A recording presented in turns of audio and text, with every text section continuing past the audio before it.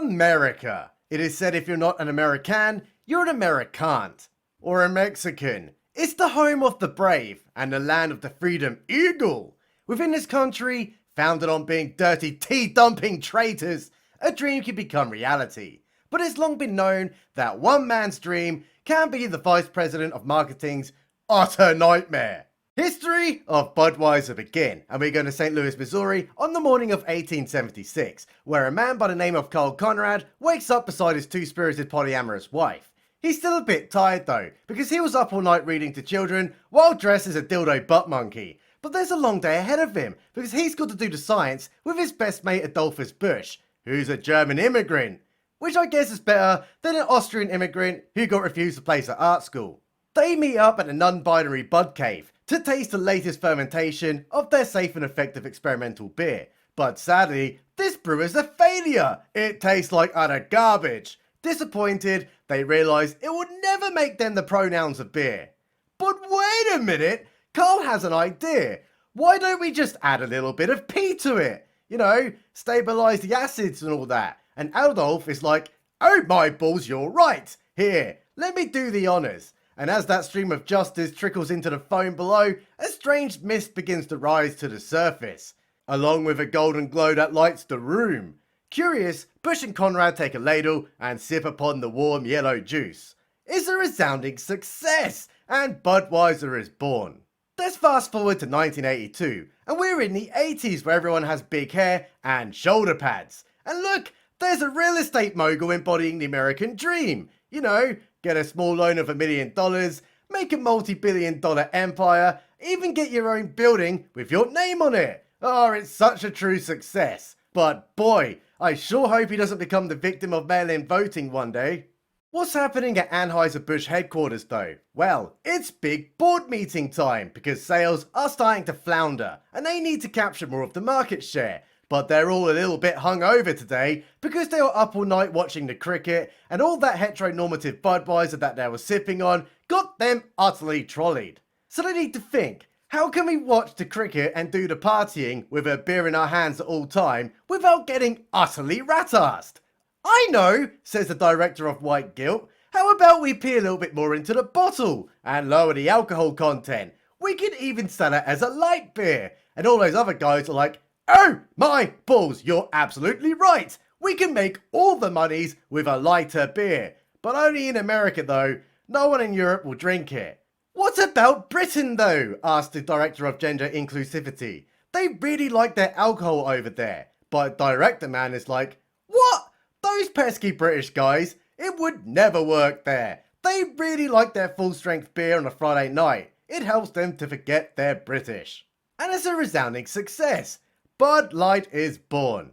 History of Budweiser over. And now, the first controversy. The year is 2014 and Americans are playing the globally inclusive, but American exclusive, Handball Egg Super Bowl. It's a good day because Obama just ordered more drone strikes, but an advert appears on the halftime show board.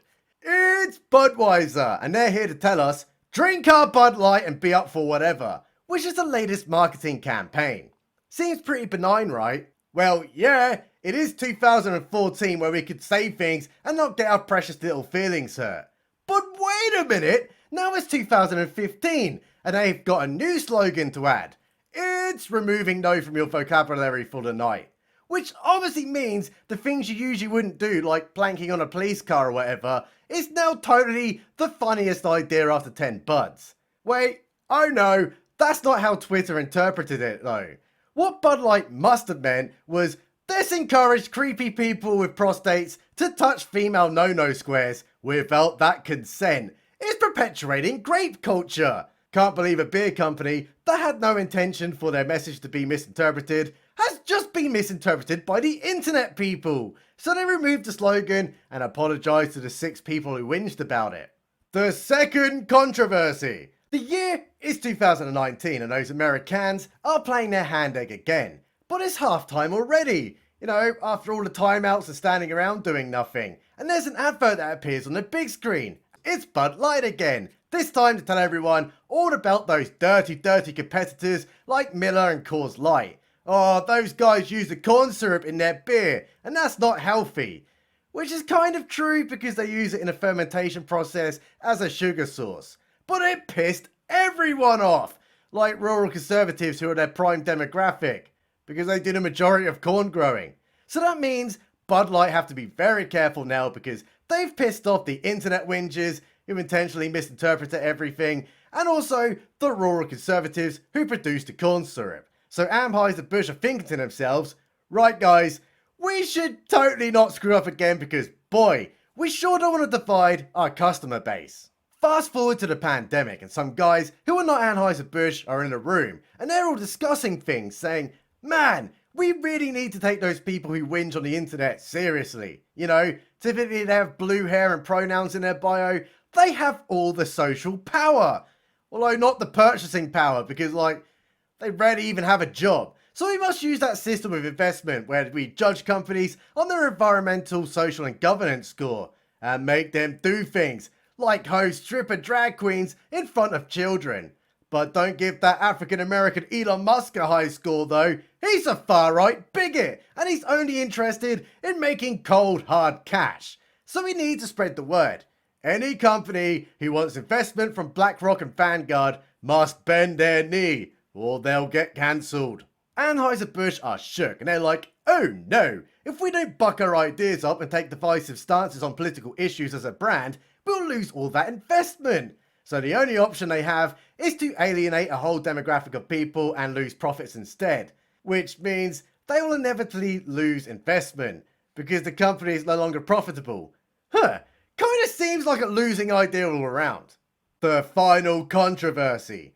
Let's introduce the Vice President of Marketing, Alyssa Heinerscheid, the first female director at Anheuser-Busch, and probably the last.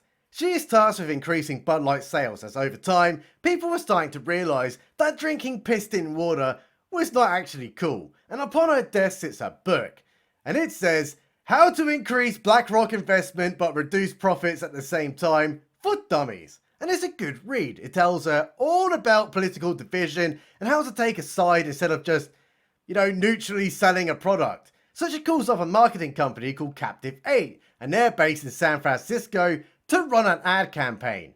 And that is mistake number one. What's happening elsewhere in the world though? Well, China has unleashed TikTok upon us, an app where people can watch other people do stupid shite like dancing and tell us the latest pronouns that they came up with the night before. A complete stain on humanity, but it continues to grow in popularity as the Western world grows in stupidity. But there's one TikToker that really catches the eye. Millen Dolvaney. But who is that? Good question. Millen Dolvaney is utterly obsessed with fame and totally landed the starring role on an episode of The Price is Right with 5 O'Clock Shadow in 2021. And after that high, Dolvaney wasn't ready to give up and starts working on their brand awareness by utilising social media to gain followers. And that's sweet money through sponsorships. But there's a bit of an issue though, because Millen Dolvaney isn't actually a man. Unquestionably, that's a woman. But what is a woman exactly? Can we actually define what that is? That's also a good question. And before we can continue, we need to answer it. A woman is strong, courageous, a fighter, powerful, a great driver, even a swimwear model, but most importantly, the Prime Minister of Canada. And now we have that cleared up, let's move on to mistake number 2. As the unstoppable tsunami of LGTVs grows and corporations must adhere to ESG scores regardless of their consumer base, they have to be seen engaging positively with the pronoun please. Bud Light are eager to break into new markets while maintaining investment interest, but currently they have a bad image because their beer is consumed by men. Which is utterly terrible, because those men who make up half the population and drink the most beer are nothing more than cishet transphobes with inherited bigotry. So what better way to dismantle the patriarchy than to go with a bona fide, and sometimes quite literally, woman to be a new face of beer. Insert Millen Dolvaney, and on the 1st of April, which is traditionally the day where everyone pranks one another, an advert drops on Instagram. It's crap Audrey Hepburn, and she has something to say to us. Today, it's my first birthday, because only last year I became a born-again she-her pronoun, and totally inclusive Bud Light, who are definitely not only doing it for investment opportunities, sent me a can of their piss with my face on it. And that was it. A resounding success. Everyone from the right and the left came together, settled their differences, and celebrated the new queen of beer. Well, that concludes the video. Wait, no it doesn't, because everyone who wasn't possessed by a demonic alien hive mind cult were like, what? Why the hell are you using Millen Dolvani as like your new brand face? We only want to buy beer without the constant barrage of one-sided political narratives by a freaking brand whose only job it is to make us beer. And what ensues is utter carnage. Republicans and centrists begin to unite even bigger than ever before under the banner of Kid Rock shooting some cans of Bud Light, and they've had enough of the constant political barragement, so collectively begin plotting revenge on Bud Light, and what they do is so shocking that it even reaches the President of the United States. They stop buying the beer. This enrages Anheuser-Busch and the media because they thought bigotry was defeated in the Great Antifa Wars of 2020, but they could not be any more wrong. So they start the printing presses and begin churning out articles labeling anyone who has a problem with one-sided political narratives as a transphobe, which really struck a nerve of rural conservatives because up until now they thought they were only irrationally afraid of ghosts, and now the media are telling them that they have an irrational fear of transsexuals too. But wait, there's more. We have breaking news. A video has just surfaced on the interwebs. It's the Vice President of Marketing, and she's in a Zoom meeting saying, this really successful beer brand that I market, you know, the one with the largest market share, we need to get a new audience because although we really like all that money, it's enjoyed by men and they like to party and tell jokes. It's disgusting. What we need to do is target the LGTB community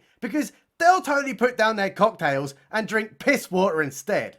Anheuser-Busch goes into utter meltdown mode. It's Chernobyl times a million, and they can all see that the graphite is indeed on the roof because they didn't realise telling your loyal customers that you hate them results in those consumers not buying your product anymore. What's going on the internet though? Oh my balls, it's the far right extremists, and they're making YouTube videos about Bud Light, like Jenny from the Quarter Pounder, who's laughing hysterically into the camera between selling his coffee. And look, there's Milk Toast Fence sitting Beanie Man, and he's commenting too, saying, why doesn't Anheuser-Busch just come out and say, sorry guys, we didn't realise this was a hot topic, we'll go back to being politically neutral, but please, buy our beer. Which is the most extreme thing anyone wearing a beanie has ever said. So Anheuser-Busch remains publicly silent. Their Twitter is dead, their sales are collapsing, but inside that boardroom, it's like the Titanic sinking over again, but times a million. And they don't even have the violin guys to sing them a song. So the Vice President of Marketing is placed on leave. And by leave they mean she'll never work there again. And the distributors are also very angry. But the director of becoming an ally or get fired has a great idea, and he tells them, guys, I have the solution. People like horses and cowboys, right? And they absolutely love America. So why not just run an ad about drinking piss with a running horse, and that totally takes place in America? And they're like, oh my sweet baby Jeebus, you're absolutely right. So quick, run that ad. Fast forward to 1 week later, and it's a flop. No one was buying it. So what do they do? The office is now on fire, the director of White Guilt is on leave through guilt-induced stress, and they're about to lose their King of Beer's title. I know, says the director of diversity, the CEO should release a statement. And they're like, that's an absolutely great idea. Release the statement. And it says, we never meant for this to happen. Even though we blatantly did or we wouldn't have approved that ad. But please, drink our beer. We really like money. Oh, and it was all Captive 8's ideas and not ours. So let's ask the question, did it work? Like hell it did, because no one was buying the non-apology. So the boycott continued, and by now, almost $30 billion are now down on their market share. What's the beanie-wearing far-right fascist got to say about it? On his fence. Well, he lifts high the beating of freedom and tells the 1940s Germany viewers to carry on the charge. And Anheuser-Busch are panicking, but someone has another great idea. Why not give cash back when people buy a crate of Bud Light? And they're like, that's a great idea. It's basically free. And everyone likes beer. So it's a wait, sorry. It actually didn't work, guys. So they've got to go back to the drawing board. June 2023. And it's the month where every company in the West changes their Twitter icons to the obedience flag. But not in the Middle East though. Xbox are eager to show their allegiance. And as soon as that clock turns 12, they slap the biggest, brightest rainbow across their social media. It's a good day because all that colour and submission to ideology will certainly resonate with their consumer base and generate more sales. Wait, nope, sorry, it's 3 days later and they've changed it to Diablo. But why is that? Could it be that they're starting to realise normal people really dislike the Conqueror's flag being shoved in their face all the time? Or could it be that Diablo will actually generate sales?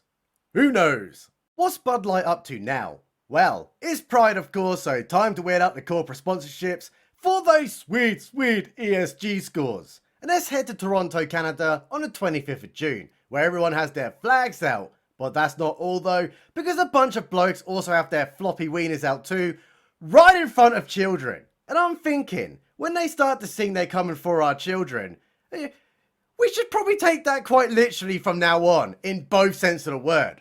Can someone direct me to the local wood chipper store please? I have a large order to place. But it gets worse for Anheuser-Busch, because not only have their sales tanked, alongside being permanently rejected by their core consumer base, and then had to lay off some workers, but they're resoundingly no longer the king of beers. Such a shame, I cry big time. And to make matters even worse, Leah, definitely a woman, so don't question it, Melinda Devaney, has spoken out against Anheuser-Busch saying, those guys never even contacted me after they ruined their own brand, which has begun the left's boycott of that drink they probably never drunk in the first place.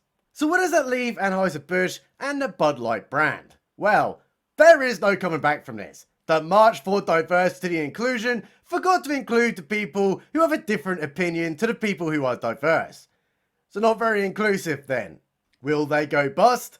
Probably not. Although Bud Light may be retired and, there'll be a new one and no one will ever sip on that watery piss again.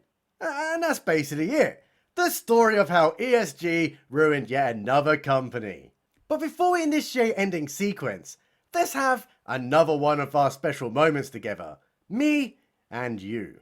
Hi, I'm Less Review Crap Writing. You may remember me from the YouTubes doing the films and the TV reviews. This time, I try something a little different just to spice some things up. And I'm thinking of running a series on this channel called The Crap Simulation, where I'll take real world events and form them into a story of bigotry. Because after all, we do live in a simulation. Let me know if you'd like to see more. Cue ending sequence. Subscribe button. Is always right.